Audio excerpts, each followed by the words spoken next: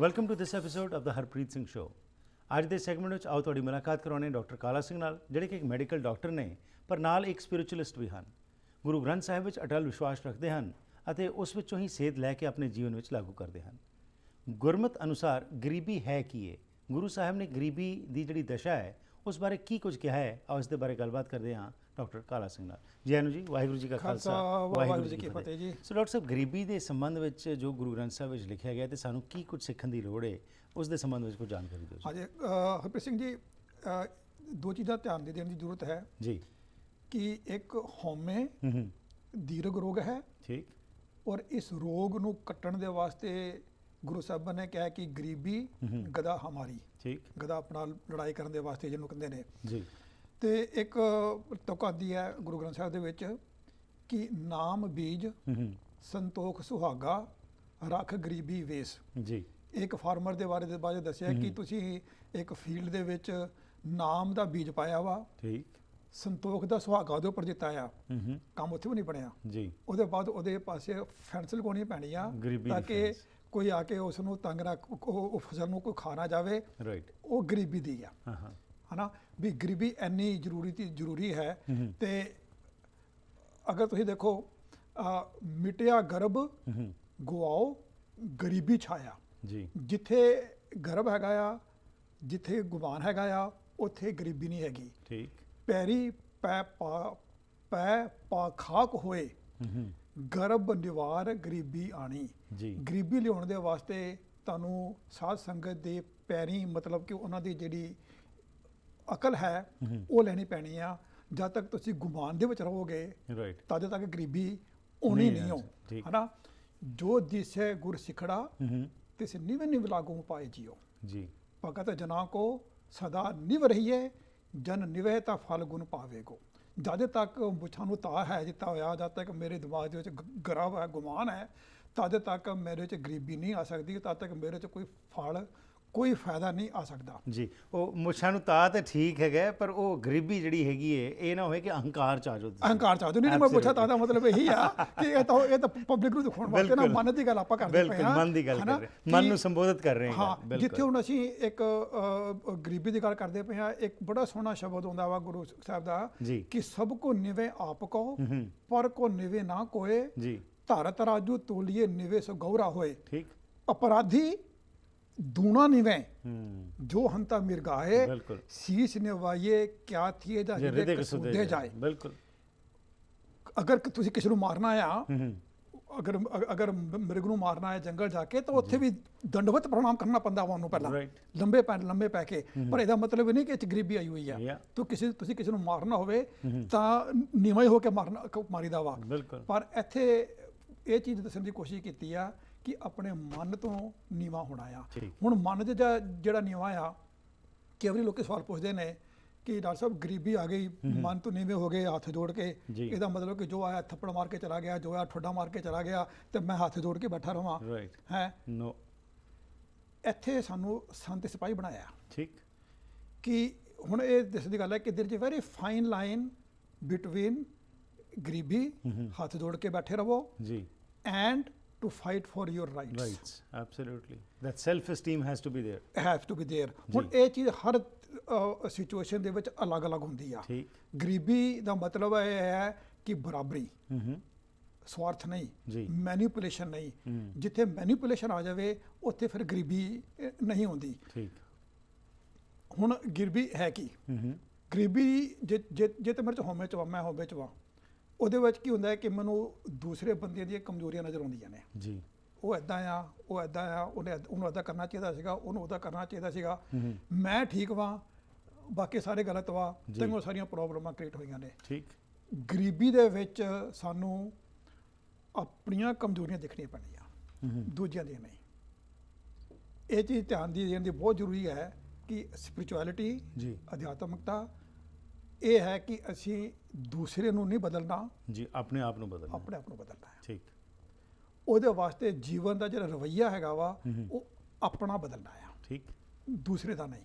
ਜੀ ਔਰ ਇੱਕ ਚੀਜ਼ ਦਾ ਧਿਆਨ ਦੇਣਾ ਆ ਜਿਹਨੂੰ ਕਿਹਾ ਕਿ ਹੁਕਮ ਮੰਨਣਾ, ਕਿ ਚਿੰਤਾ ਤਾਂ ਕੀ ਕੀਜੀਏ ਜੋ ਅਨਹੋਣੀ ਹੋਏ। ਠੀਕ ਕਿ ਇਸ ਦੁਨੀਆ ਦੇ ਵਿੱਚ ਜੋ ਕੁਝ ਵੀ ਹੋ ਰਿਹਾ ਵਾ ਉਹ ਹੋਣੀ ਹੈ। ਨਹੀਂ ਹੈ।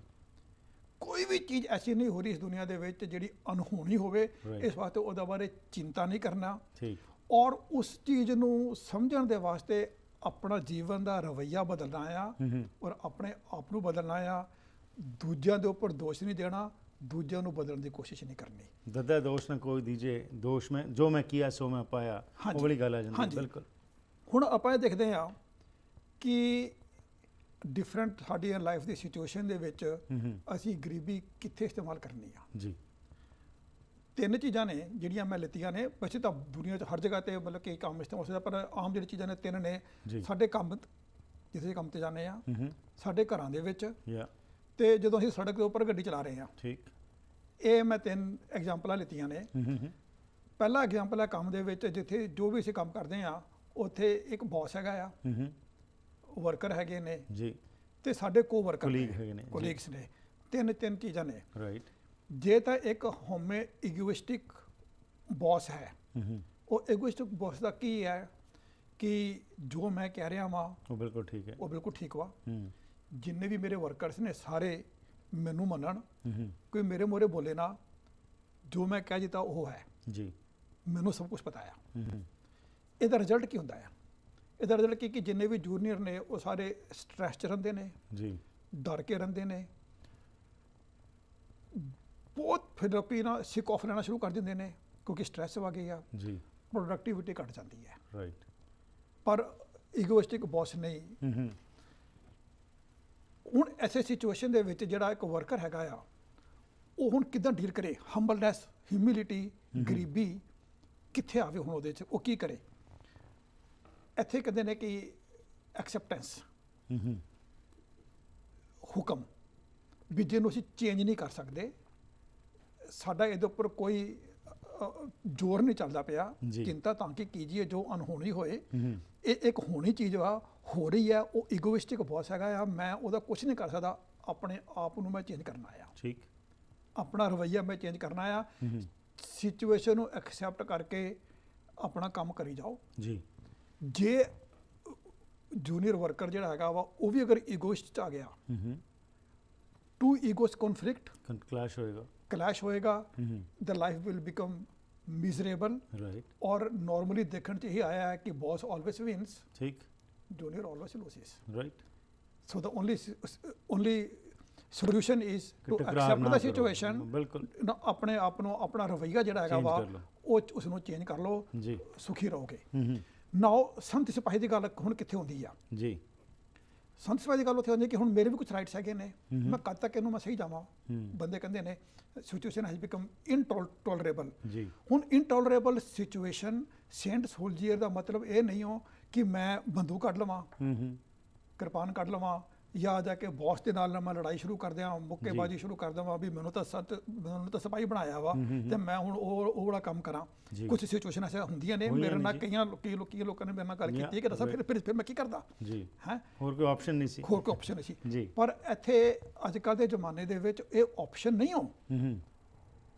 ਸੇਂਟ ਸੋਲਜੀਅਰ ਦੀ ਆਪਸ਼ਨ ਲੜਾਈ ਕਰਨੀ ਨਹੀਂ ਹੋ। ਜੀ ਦੇਰ are more other Avenues avenues which R open, open. Absolutely ਤੁਸੀਂ ਸ਼ਿਕਾਇਤ ਕਰ ਸਕਦੇ ਹੋ, ਤੁਸੀਂ ਤੁਸੀਂ ਕੋਈ ਨਾ ਕੋਈ ਚੈਨਲ ਹਾਂ, ਤੁਸੀਂ ਹਾਇਰ ਅਥਾਰਟੀ ਨੂੰ ਦੇ ਨਾਲ ਗੱਲ ਕਰ ਸਕਦੇ ਹੋ, ਤੁਸੀਂ ਯੂਨੀਅਨ 'ਚ ਜਾ ਸਕਦੇ ਹੋ, ਤੁਸੀਂ ਉਹਦੇ ਉੱਪਰ ਕੋਰਟ ਕੇਸ ਕਰ ਸਕਦੇ ਹੋ। ਕਈ ਆਪਸ਼ਨਸ ਨੇ, ਜੀ ਹਨਾ। ਔਰ ਉਹਨਾਂ ਆਪਸ਼ਨ ਦੇ ਬਾਅਦ ਵੀ ਅਗਰ ਕੁਝ ਨਹੀਂ ਬਣਦਾ, you got the option to leave the place and go somewhere else. Right or at the end ਅਗਰ ਕੁਝ ਨਹੀਂ ਬਣਦਾ, ਜੇ ਰਹਿਣਾ ਹੀ ਉੱਥੇ ਹੀ ਆ, ਐਕਸੈਪਟ ਦ ਸਿਚੁਏਸ਼ਨ ਯਾ as it is, start working there as it is. As it is. ਯਾ ਹੁਣ ਕਿ ਇੱਥੇ ਹੁਣ ਇਹ ਅਸੀਂ ਗਰੀਬੀ ਨੂੰ, ਹੰਬਲਨੈਸ ਨੂੰ ਸਮਝਣ ਦੀ ਕੋਸ਼ਿਸ਼ ਕਰ ਰਹੇ ਹਾਂ ਕਿ ਇਹਨੂੰ ਡੇਲੀ ਦੀ ਲਾਈਫ ਦੇ ਵਿੱਚ ਕਿਸ ਦਾ ਇਸਤੇਮਾਲ ਕੀਤਾ ਜਾਏ। ਜੀ ਜੇ ਮੈਂ ਇੱਕ ਹੰਬਲ ਬੌਸ ਹੈਗਾ ਆ, ਮੇਰੇ 'ਚ ਈਗੋਇਸਟਿਕ ਬੌਸ ਨਹੀਂ ਹੈਗਾ। ਜੀ ਹੰਬਲ ਬੌਸ ਜਿਹੜਾ ਵਾ ਉਹ ਆਪਣੇ ਆਪ ਨੂੰ ਹੁਣ ਮੈਂ ਤੁਹਾਨੂੰ ਹੁਣ ਇਹਦੇ ਬਾਰੇ ਮੈਂ ਆਪਣਾ ਮੈਂ ਵਧਾਈ ਨਹੀਂ ਦੇਣ ਲੱਗਾ। ਮੈਂ ਜਦੋਂ ਜ਼ਿੰਬਾਬਵੇ ਸੀਗਾ, ਜੀ। ਮੈਂ ਉੱਥੇ ਮੈਡੀਕਲ ਸੁਪਰਡੈਂਟੈਂਟ ਸੀ ਹਸਪੀਟਲ ਦਾ ਜੀ। ਮੈਂ ਉਸ ਵਕਤ ਜੋ ਮੈਂ ਕਹਿਣ ਲੱਗਾ ਆ, ਮੈਂ ਉਹੀ ਉਸੇ ਤਰੀਕੇ ਨਾਲ ਉੱਥੇ ਮੈਂ ਕੰਮ ਕੀਤਾ ਆ ਠੀਕ। ਕਿ ਇਸ ਤੋਂ ਪਹਿਲਾਂ ਕਿ ਮੈਂ ਕੋਈ ਡਿਸੀਜਨ ਲਵਾਂ ਆਪਣੇ ਜੂਨੀਅਰ ਦੇ ਬਾਰੇ, I put myself into that situation right.